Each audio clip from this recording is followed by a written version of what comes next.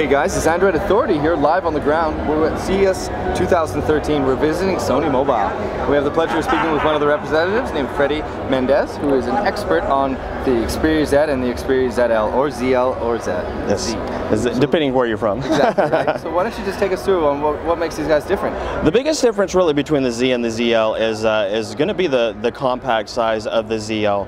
The ZL, of course, you're going to lose the water resistance and the dust resistance. So, of course, you're going to gain a little bit of things back on that. What you're going to gain really is going to be the dedicated camera key, which is going to be on this side. You'll gain that back, which is known for Sony's being on Sony devices, and you're also going to gain an IR blaster that's here. It's really hard to see on the black, but on the white you can clearly see that. But so you can control your TV or remote set-top box, whatever that is. Anything infrared you can control. Computer stuff too? Yeah, if it's infrared blaster, yeah, absolutely. You can set that up.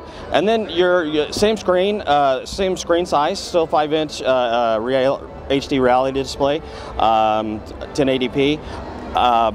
Everything spec-wise, same.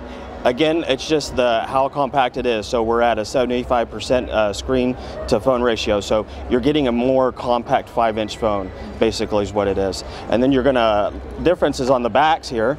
If you go, you'll have the hard tempered glass on the Z, but on the back here on the ZL, you're basically gonna have a smooth, or not a smooth, but a textured rubber grip that feels really nice when you're carrying it. So it doesn't feel like it's gonna slip out of your hands. And in terms of the internals, a lot of guys are really interested. So this is a 13 megapixel sensor on both. Correct. It's the Xmore R.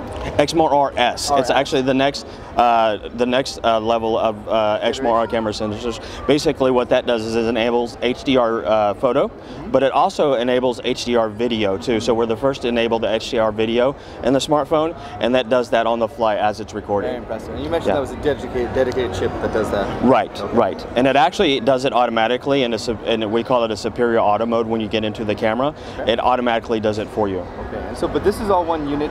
You cannot. There's no expandable memory on this particular one. That is expandable. Yes. So expandable. Both have expandable memories, micro SD, up to 32 gig micro SD cards. Very, very cool. And I'm bringing it back just to the front here. Yeah.